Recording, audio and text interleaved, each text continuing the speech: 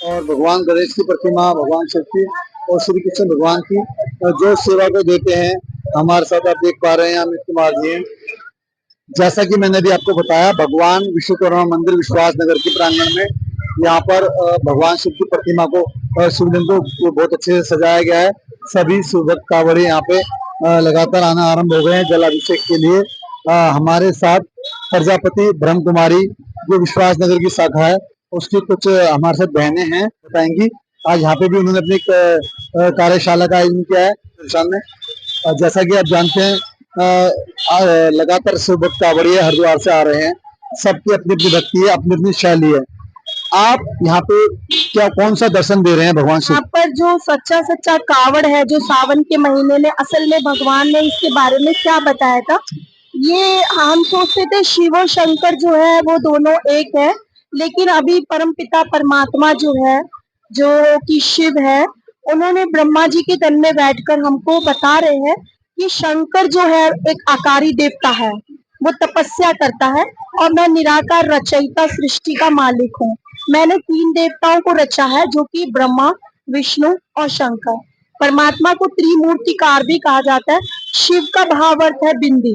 वह बिंदी जो है वो सबका मालिक इस समय बता रहा है कि असल में हमने कौन सी कावड़ उठाई थी, कब बुराइयों का विनाश हुआ था। यही समय चल रहा है जब भगवान शिव धरती पर आकर अपनी नई दुनिया की फिर से पुनः स्थापना करते हैं और हमें बताते हैं कि असल में शिव और शंकर दोनों में फर्क क्या है।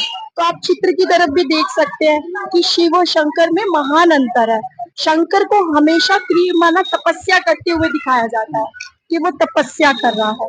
तो ये राज भगवान शिव खोल रहे हैं कि हम दोनों अलग हैं। यानी शंकर जो है वो बच्चा है और शिव परमात्मा सारी दुनिया का मालिक, चाहे मुस्लिम है, चाहे हिंदू है, चाहे सिख है, कोई भी है, सबके अंदर अपनी अपनी एक आत्मा है जिसको हम एक लाइट भी कह सकते हैं, शक्ति भी कह सकते हैं।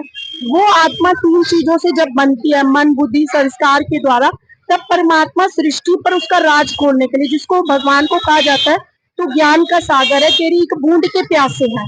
तो भगवान ने वो बूंद धरती पर क्या टपकाई थी, वो यही समय है कि भगवान यही बता रहा है कि शरीर से अलग आप एक अंदर एक आत्मा हो, जिसको अंदर बैठने से जीव आत्मा बनती है। शरीर और आत्मा हमारे 2 पिता होते हैं, एक शरीर का पिता होता है और एक आत्मा का पिता होता है। शरीर के पिता जो है वो अलग अलग होते हैं और आत्मा का पिता एक ही है जो कि निराकार शिव है।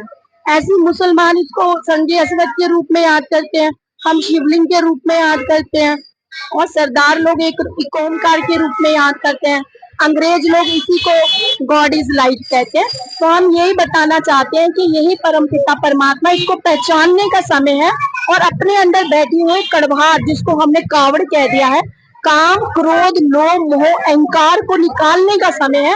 पतित पावन को जानकर, खुद को जानकर, उसके साथ प्राचीन राजयोग सीखकर, यही वो प्राचीन राजयोग है जिसकी महिमा आज भी दुनिया कर रही है और उस राजयोग को सुनना चाहती है और महसूस करना चाहती है। परंतु जब तक वो परमात्मा के द्वारा ज्ञान को नहीं समझेंगे, वो इस राजयोग को भी नहीं कर सकते हैं। तो हमारा यही मूल आधार है कि आप सभी आए और जाने कि भगवान शिव आखिर है कौन। परंपरा चाहे कोई सी भी हो, उसमें एक बात कही जाती है, सात्विकता, शाकाहार और संयम। तो प्रजापति जो ब्रह्म कुमारी का जो भी एक ये अपना एक रास्ता है परमात्मा को प्राप्त करने का, तो आप मानते हैं कि हम सबको शाकाहारी होना चाहिए।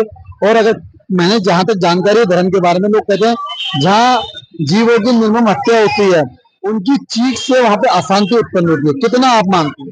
नहीं, ये बात तो देखो बिल्कुल ठीक है। कहा भी जाता है कि जैसा अन्न वैसा मन। जो अन्न है वो हमारे मन पर प्रभाव डालता है और मन के द्वारा ही सारे कार्य चलता है। तो जो चीज हम खाएंगे उसका प्रभाव हमारे मन पर तो पड़ेगा ही। कोई भी हो, हम अगर किसी जीव को काट रहे हैं तो उसको भी कोई पीड़ा हो रही है। उसकी जो पीड़ा है, उसका जो दुख है, वो जब हम उसको खाते हैं तो वो आत्मा के मन में माना जाता है, तो वो आत्मा विचलित होती है, परेशान होती है। तो परमात्मा भी कह रहे हैं कि हम है ही शुद्ध शाकाहारी, तो हमें जो चीजें, वो भी चीजें पौष्टिक है, शक्ति दे सकती है, तो क्यों ना हम उसी को खाएं। जैसे कि उन्होंने बताया कि रास्ता चाहे कोई भी हो और कैसा भी हो, वो रास्ता जो जाता है अगर ईश्वर की हो, तो वहां की पहली शर्त होती है संयम, शाकाहार, सात्विकता और शुद्धता। तो ही आप भगवान शिव को प्राप्त कर सकते हैं। सबसे पहले बताना चाहूंगी कि ये बहुत बड़ी संस्था है और इसका नाम ब्रह्म नहीं है, ब्रह्मा कुमारी ईश्वरीय विश्वविद्यालय है।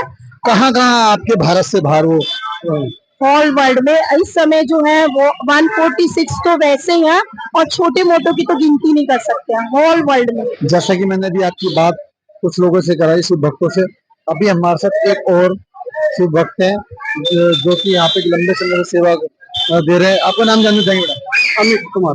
अमित, क्या कहना चाहेंगे? आप कब से यहाँ पे सेवा कर रहे हैं, क्या सेवा? सर मैं तकरीबन जब से शिविर चालू हुआ है काफी सालों से मैं अपनी यहाँ सेवा दे रहा हूँ। दरबार की भी वैसे भी सेवा अपने लगा रहता हूँ और भोले बाबा से मतलब काफी प्यार है, लगाव है। सावन के 2-3 महीने पहले ही हम तैयारी करनी चालू कर देते हैं अपनी, और धीरे धीरे हमारे मंदिर पे विश्वकर्मा मंदिर है ये, और यहाँ धीरे धीरे कावड़िया बढ़ रहा है और काफी उत्सुकता होती है, खुशी महसूस होती है कि हम भोला बाबा की सेवा में हमेशा तत्पर लगे रहते हैं और हमेशा सेवा की यही करते हैं बाबा से मनोकामना कि बाबा हमेशा हमें अपना सहयोग देते रहे, आशीर्वाद देते रहे और इसी तरह भोलों का नाम होता रहे। भोले बाबा एक शिव है, शक्ति है और साक्षात उन्होंने सृष्टि के रचयिता है, सब कुछ उन्हीं के हाथ में। हम तो सिर्फ उनके हाथ के पुतले हैं जो उनके कहने पर चल रहे हैं।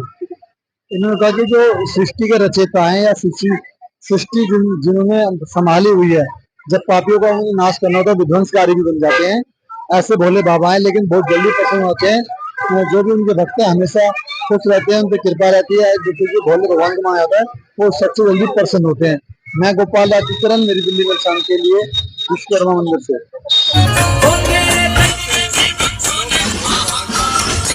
देख सकते हैं किस प्रकार हरिद्वार से भोले के भक्त कांवड़िया विभिन्न